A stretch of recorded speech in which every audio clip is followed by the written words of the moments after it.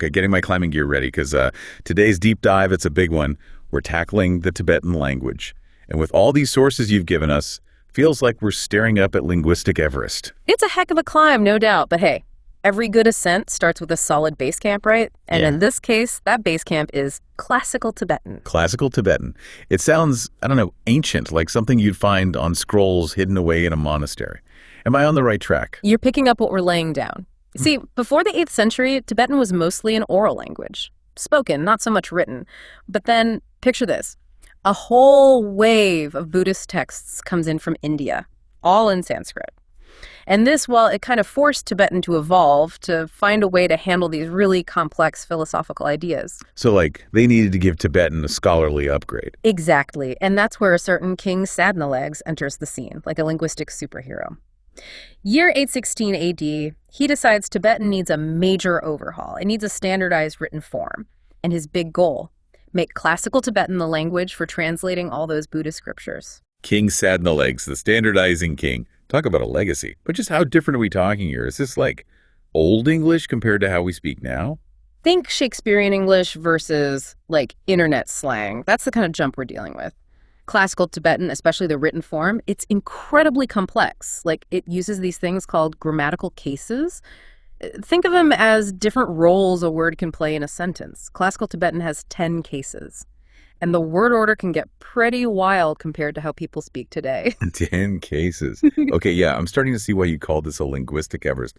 So this classical Tibetan, with all its rules and complexities, did it stick around, or was it just for those early scholars working with the Buddhist texts? Well, it became the foundation for Tibetan literature and scholarship for centuries. Kind of like Latin, it gave scholars from different regions, different times, a common language. But like any living language, Tibetan kept evolving alongside that, adapting to daily life, especially in a place like Lhasa. So we've got this formal classical Tibetan up in the monasteries, but down in the city, things are getting a little more relaxed. I'm really curious to hear more about this evolution. Imagine yourself stepping out of those quiet libraries and into the heart of Lhasa, the marketplace. The sounds, the energy. This is where Lhasa Tibetan, the modern dialect, it comes alive.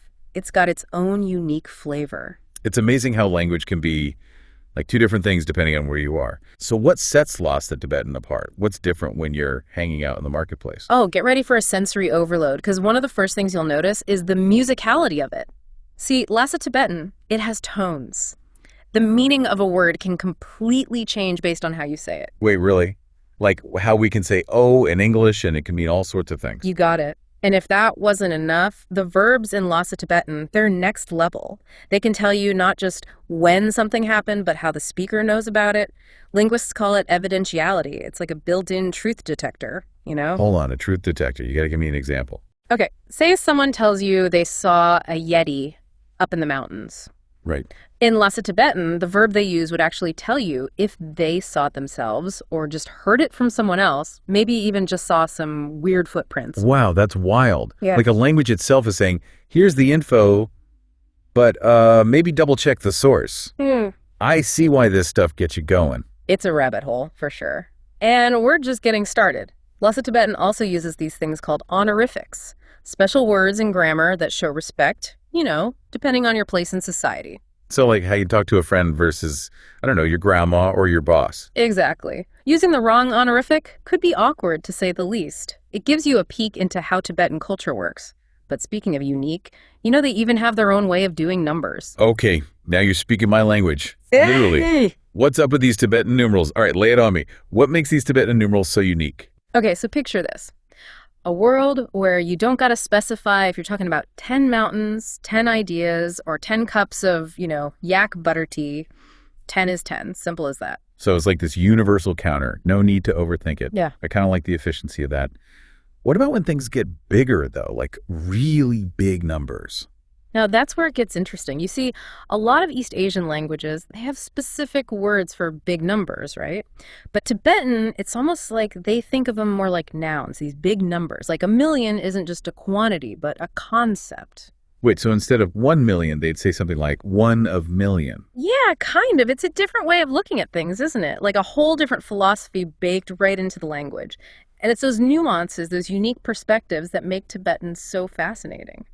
But as we're diving into all this, it's important to remember that Tibetan, like a lot of languages these days, it's facing some challenges. Right, it's kind of bittersweet. Discovering this rich, complex language, but also knowing it's fighting to survive in the modern world. What are the biggest hurdles for Tibetan right now?